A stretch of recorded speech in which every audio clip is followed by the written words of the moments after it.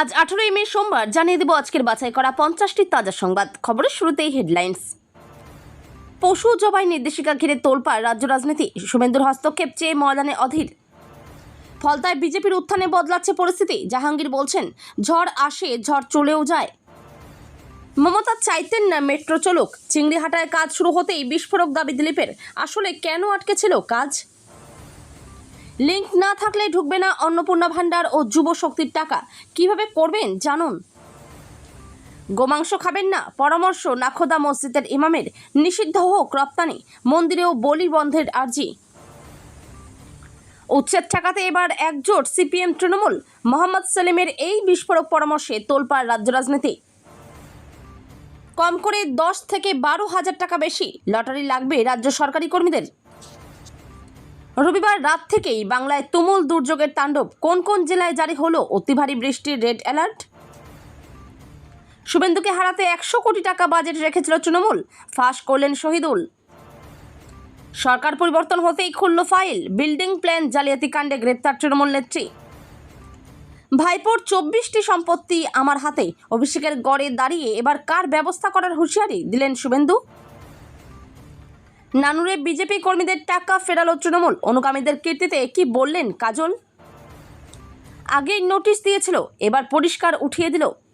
শিয়ালদহে এদের আর দেখতে পাবেন না। পুলিশ প্রশাসনে মহাপ্রলয়, মমতা ঘনিষ্ঠ দুদে পুলিশ আধিকারিকের বিরুদ্ধে বিরাট অ্যাকশনে শুভেন্দু।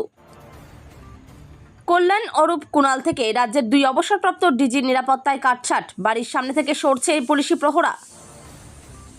অভিনেতা তৃণমূল সাংসদ, দর্শক আসনে বিজেপির রাজ্য সভাপতি, আসক্তি দেখে পার্থে আবার মুগ্ধ শ্রমিক। ফাইল খুলতেই বেরোলো তৃণমূলের মেগা কেলেঙ্কারি, উত্তরবঙ্গ কাঁপিয়ে চরম বোমা ফাটালেন নিশীথ প্রামাণিক। মুখ্যমন্ত্রীর ছেড়ে দেওয়া নন্দীগ্রামে শুভেন্দুর ম্যারাথন বৈঠক, কোন রাজনৈতিক সমীকরণের ইঙ্গিত। কলকাতা জুড়ে ট্রাফিক পুলিশের নজিরবিহীন কড়াকড়ি, আমজনতার ক্ষোভের মাঝেই বড় বার্তা দিলেন মন্ত্রী দিলীপ ঘোষ। হে বীর, তোমায় মিস করছি, এসো। অভিষেককে ফলতায় ভোট প্রচারে আহ্বান শ্রমিকের, সংখ্যালঘুদের বার্তা বিজেপির। সিপিএম নেতার জমি দখল করেছিল তৃণমূল ঘনিষ্ঠ ব্যবসায়ী, বেআইনি দোকান বুলডোজারে ভাঙল প্রশাসন। আজই কালীঘাটের জরুরি তলব, 20 জেলা পরিষদ বাঁচাতে মরিয়া মমতা, বড় ভাঙনের আশঙ্কায় কাঁপছে তৃণমূল। মাঠে পড়ে শতাধিক ভোটার কার্ড, বিধাননগরের তৃণমূল কার্যালয় থেকে উদ্ধার প্রচুর আধার কার্ড, ভোট লুঠের অভিযোগে সরব বিজেপি। ফলতার মাটি থেকে নবান্নকে চরম চ্যালেঞ্জ বিজেপির, আর কোনোদিন ক্ষমতায় ফিরবে না পিসি ভাইপো, কেন এমন দাবি শ্রমিকের। মধ্যবিত্তের কপালে চিন্তার ভাঁজ, লিটার প্রতি আরও কত টাকা বাড়তে চলেছে পেট্রোল ডিজেল, জেনে নিন ভেতরের খবর। মেয়েকে খুন, আমার উপর অ্যাসিড হামলার শক কষেছিল, তৃণমূলের বিরুদ্ধে বিস্ফোরক বৈশাখী। রণক্ষেত্র পার্ক সার্কাস কিভাবে নিয়ন্ত্রণে আনতে হয় বুঝিয়ে দিল শুভেন্দুর পুলিশ। কল্যাণ থেকে অরূপ একসঙ্গে নিরাপত্তা কাটছাট, নেপথ্যে কি বার্তা দিল লালবাজার। বাংলায় ফিরছে পাশফেল, শিক্ষা ব্যবস্থায় বড় বদলের ইঙ্গিত শঙ্কর ঘোষের। হরমুজ পেরিয়ে দেশে এলো 20,000 টন এলপিজি বোঝাই জাহাজ, কোন কৌশলে বাজিমাত ভারতের। জোরে মাইক বাজাতে বারণ করায় পুলিশকে পাথর, আসানসোলে গ্রেপ্তার 26। মধ্যরাতে অ্যাকশন, হাওড়া স্টেশনের ফুটপাত দখলমুক্ত করল প্রশাসনের বুলডোজার। আদিবাসী উন্নয়নের টাকায় সবুজ সাথীর সাইকেল বিতরণ, সরাসরি মমতা বন্দ্যোপাধ্যায়কে কাঠগড়ায় তুললেন রাজ্যের মন্ত্রী ক্ষুদিরাম টুডু। অভিষেকের বিরুদ্ধে দ্বিতীয় অভিযোগ দায়ের, বিস্ফোরক প্রাক্তন সংখ্যালঘু উন্নয়ন প্রতিমন্ত্রী। কুরবানি উৎসব নিয়ে কড়া সরকারি নির্দেশিকা, তুমুল তরজায় সরব বিধায়ক হুমায়ুন কবির। সরকারি সাহায্য পাওয়া বেসরকারি হাসপাতালকে 10% বেড দিতে হবে বিনা পয়সায়, স্বাস্থ্যে কড়া দাওয়ায় শুভেন্দুর। অন্নপূর্ণা ভান্ডারের 3,000 টাকা পেতে কোথায় আবেদন, জানিয়ে দিল সরকার। মা ক্যান্টিনে চালু মাছ ভাত সপ্তাহে কদিন মিলবে, দাম কি বাড়ছে। কবে নন্দীগ্রামে উপনির্বাচন, কে হতে পারেন প্রার্থী, শনিবার রাতে জোড়া বৈঠক করলেন শুভেন্দু অধিকারী। বেতন মিললেও ভবিষ্যতের আশঙ্কায় কাঁপছেন সিভিক ভলেন্টিয়াররা, নতুন সরকারের সিদ্ধান্তে ঝুলছে ভাগ্য। এতক্ষণ শুনছিলেন আপনারা সংবাদ শিরোনাম, এবার শুনবেন বিস্তারিত খবর। ক্ষমতায় এসে শুভেন্দু অধিকারীর সরকার পশু জবাই ও মাংস বিক্রি নিয়ে একটি নির্দেশিকা জারি করেছে। নতুন নির্দেশিকায় বেশ কিছু বিধিনিষেধ আরোপিত হয়েছে। সামনেই কোরবানির ঈদ। সরকারি নির্দেশিকা নিয়ে মুর্শিদাবাদের মতো সংখ্যালঘু অধ্যুষিত জেলায় ও সংখ্যালঘু অধ্যুষিত এলাকায় অস্থিরতা তৈরি হয়েছে। এবার সেই সংখ্যালঘু মানুষদের পাশে দাঁড়িয়ে প্রাক্তন সাংসদ ও প্রাক্তন কংগ্রেস সভাপতি অধীর চৌধুরী চিঠি লিখলেন রাজ্যের মুখ্যমন্ত্রী শুভেন্দু অধিকারীকে। চিঠিতে অধীর চৌধুরী উল্লেখ করেছেন, গত 13ই মে পশ্চিমবঙ্গ সরকারের পক্ষ থেকে পশু বলি সংক্রান্ত নির্দেশিকা মেনে চলার জন্য একটি পাবলিক নোটিশ জারি করা হয়েছিল। সেই সরকারি নির্দেশিকা প্রকাশ্যে আসার পরে সাধারণ মানুষের মনে নানা বিভ্রান্তি ও অসন্তোষ দানা বাঁধতে শুরু করেছে। অধীরের মতে, রাজ্যের আইন শৃঙ্খলা ও সামাজিক সম্প্রীতি বজায় রাখার স্বার্থে এই বিষয়টি দ্রুত সমাধান হওয়া অত্যন্ত জরুরি। ফলতা বিধানসভা কেন্দ্র গোটা রাজ্যের ভোট মিটে ফলাফল সামনে এলেও ফলতায় ভোট এখনো হয়নি, বরং সরকার বদলে সঙ্গে সঙ্গে সেখানকার রাজনৈতিক পরিস্থিতি এখন একেবারেই বদলে গিয়েছে। কয়েক মাস আগেও যে এলাকায় তৃণমূল কংগ্রেসের সাংগঠনিক দাপট ছিল চোখে পড়ার মতো, বর্তমানে সেখানে অনেকটাই বদল এসেছে বলে রাজনৈতিক মহলের দাবি। স্থানীয় সূত্রে খবর, এলাকায় এখন বিজেপির প্রভাব ক্রমশ বাড়ছে এবং রাজনৈতিক সমীকরণও দ্রুত পরিবর্তিত হচ্ছে। এই পরিস্থিতিতে তৃণমূল নেতা জাহাঙ্গীর খান ওরফে পুষ্পার রাজনৈতিক অবস্থান নিয়ে জোর চর্চা শুরু হয়েছে। তবে জাহাঙ্গীরের বক্তব্যে আত্মবিশ্বাসের সুরই স্পষ্ট। রাজনৈতিক প্রতিকূলতা, বিরোধীদের অভিযোগ কিংবা সংগঠনের কিছুটা চাপ, সবকিছুর মাঝেও তিনি দাবি করছেন সাধারণ মানুষের সমর্থন এখনও তার পাশে রয়েছে। তার কথায় ফলতার মানুষ এখনও তাকে বিশ্বাস করেন এবং আগামী দিনেও সেই সমর্থন বজায় থাকবে। চিংড়িঘাটায় মেট্রো সংক্রান্ত কাজের সূচনার পরেই ফের বিস্ফোরক দিলীপ ঘোষ। রাজ্যের প্রাক্তন মুখ্যমন্ত্রীকে তীব্র আক্রমণ করলেন রাজ্যের বর্তমান বিজেপি সরকারের মন্ত্রিসভার এই সদস্য। সাংবাদিকদের মুখোমুখি হয়ে একাধিক ইস্যুতে রাজ্যের প্রাক্তন শাসক দল তৃণমূল কংগ্রেস এবং মমতা বন্দ্যোপাধ্যায়কে নিশানা করেন তিনি। এদিন চিংড়িঘাটার কাজ প্রসঙ্গে দিলীপ ঘোষ বলেন, 15 তারিখ থেকে প্রথম কাজের দিন শুরু হয়ে গেছে। বেলেঘাটা নিউ টাউন এয়ারপোর্ট মেট্রোর জন্য হাজার হাজার কোটি টাকা খরচ করেছে আমাদের সরকার। এটা মানুষের ট্যাক্সের টাকা, আর সেই সুবিধা এবার সাধারণ মানুষ পাবেন। তার অভিযোগ, রাজ্য সরকার এতদিন মেট্রো প্রকল্পে বাধা সৃষ্টি করছিল। তিনি আরও বলেন, মমতা বন্দ্যোপাধ্যায় চাইতেন না যে মেট্রো চলুক। রাস্তা হবে না, মেট্রো চলবে না, সরকারি বাসও ঠিক মতো থাকবে না, তাহলে মানুষ যাবে কি করে? আমরা সিদ্ধান্ত নিয়েছি, মেট্রোকে অনুমতি দেওয়া হয়েছে, কাজ শুরু হয়ে গিয়েছে। এর ফলে যানজট অনেকটাই কমবে। রাজ্যের নতুন সরকার মহিলাদের প্রতি মাস 3,000 টাকা করে অন্নপূর্ণা ভান্ডার ও 3,000 টাকা করে বেকার ভাতা দেবে। আগামী জুন মাস থেকেই টাকা দেওয়া শুরু হয়ে যেতে পারে। এই বিষয়ে কিছু গুরুত্বপূর্ণ তথ্য জানা দরকার। রাজ্যের নতুন সরকার মহিলাদের প্রতি মাস 3,000 টাকা করে অন্নপূর্ণা ভান্ডার ও 3,000 টাকা করে বেকার ভাতা দেবে। আগামী জুন মাস থেকেই টাকা দেওয়া শুরু হয়ে যেতে পারে। এই বিষয়ে কিছু গুরুত্বপূর্ণ তথ্য জানা দরকার। ব্যাংক অ্যাকাউন্টের সঙ্গে আধার নম্বর সঠিকভাবে লিঙ্ক না থাকা বা ডিবিটি অপশন চালু না থাকলে টাকা আটকে যেতে পারে। আপনার আধার কার্ডটি যে ব্যাংক অ্যাকাউন্টের সঙ্গে ম্যাপ বা সিট করা আছে, সরকারি অনুদান ঠিক সেই অ্যাকাউন্টেই ঢুকবে। যদি আপনার আধারের সঙ্গে কোনো ব্যাংক অ্যাকাউন্ট লিঙ্ক করা না থাকে, তবে বকেয়া টাকা পাওয়ার পথ বন্ধ হয়ে যাবে। ব্যাংকে কেওয়াইসি আপডেট না থাকলে লেনদেন আটকে যেতে পারে। আপনার নিকটবর্তী ব্যাংক শাখায় গিয়ে আধার সিডিং এবং ডিবিটি সক্রিয় আছে কিনা যাচাই করুন।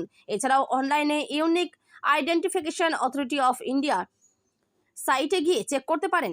যদি স্ট্যাটাস অ্যাক্টিভ দেখায় তাহলে কোনো সমস্যা হবে না। রাজ্যে 1950 সালের আইন কার্যকর করে প্রকাশ্যে জবাই বন্ধের নির্দেশ দিয়েছে সরকার। নির্দেশকে স্বাগত জানিয়ে শুধু গবাদি পশু জবাই বন্ধই নয়, তার রপ্তানি বন্ধের আবেদনও জানিয়েছেন নাখোদা মসজিদের ইমাম মৌলানা মোহাম্মদ শফিক কাশমি। একই সঙ্গে তার আর্জি, মন্দিরেও বন্ধ হোক পশু বলি। মুসলমান ভাইদের কাছে গোমাংস না খাওয়ার আবেদন তার। পাশাপাশি সরকারের কাছে গরুকে জাতীয় পশু ঘোষণা করে তার যথাযথ সংরক্ষণেরও আর্জি জানিয়েছেন নাখোদা মসজিদের ইমাম। নাখোদা মসজিদের ইমামের মতে, গোহত্যা নিয়ে হিন্দু ও মুসলিমের মধ্যে বিভেদ বাড়ুক, সেটা তিনি চান না। সব মুসলমান ভাইদের তিনি গোমাংস না খাওয়ার আবেদন জানিয়েছেন। তবে সেটাকে ব্যবসায়িক দিক থেকে ব্যাখ্যা করে তিনি বলেন, আমি মুসলমান ভাইদের অনুরোধ করছি, আপনারা দয়া করে গরু কুরবানি বন্ধ করুন, গরু খাওয়া বন্ধ করুন। এর পরিবর্তে ছাগল, খাসি, মুরগি ও মাছ খান। যদি আপনারা গরু খাওয়া ও কুরবানি বন্ধ করেন, তাহলে সবচেয়ে বেশি ক্ষতি হবে হিন্দু ভাইদের।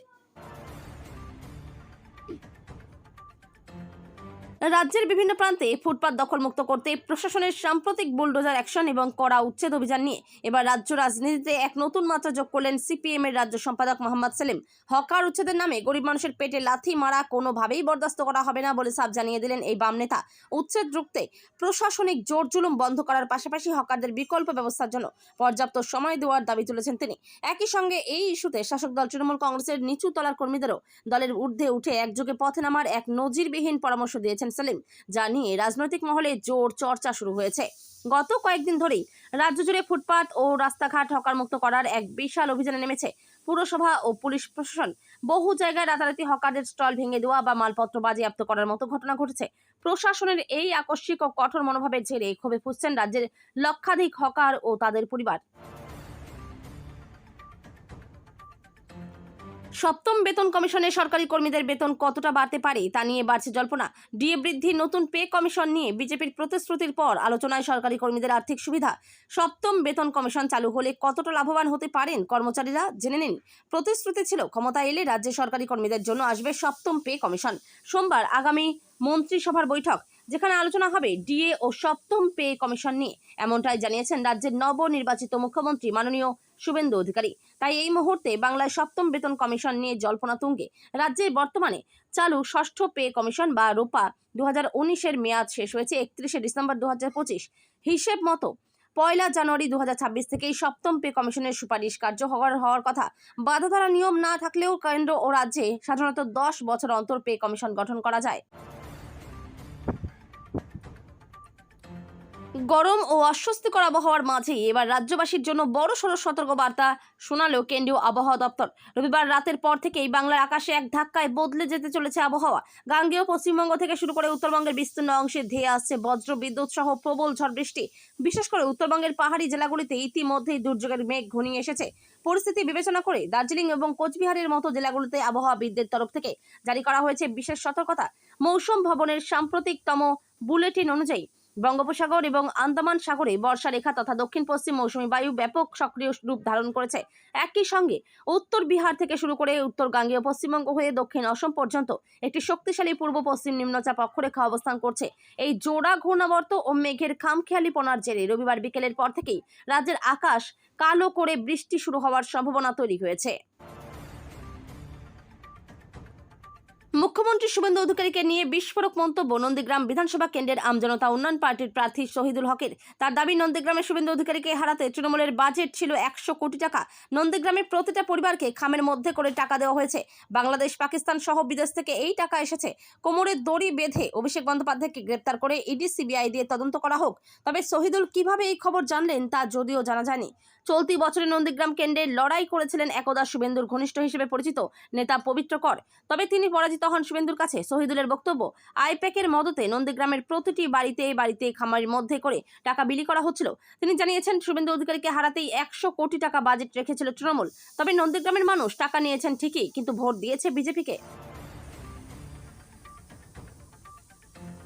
দিনহাটা পুরসভার বিল্ডিং প্ল্যান পাস জালিয়াতি কাণ্ডে প্রাক্তন উত্তরবঙ্গ উন্নয়ন মন্ত্রী উদয়ন গুহ ঘনিষ্ঠ মৌমিতা ভট্টাচার্যকে গ্রেপ্তার করল পুলিশ।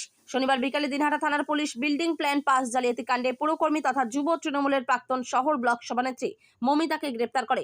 2025 সালের জানুয়ারি মাসে পুরসভার জাল প্ল্যান কাণ্ডে পুলিশ থানায় ডেকে জিজ্ঞাসাবাদ করেছিল মৌমিতাকে। এদিন পুরসভার ওই কর্মী ছাড়াও পুরসভার প্রাক্তন চেয়ারম্যান গৌরী শঙ্কর মাহেশ্বরীর বাড়িতে গিয়ে তল্লাশি চালায় পুলিশের টিম।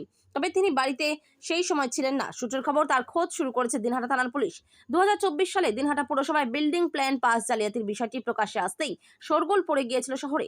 অভিযোগ হওয়ার পর দুর্নীতির তদন্তে নেমে পুলিশ 2024 সালে গত 30শে ডিসেম্বর পুরসভার কর্মী উত্তম চক্রবর্তীকে প্রথমে গ্রেপ্তার করে।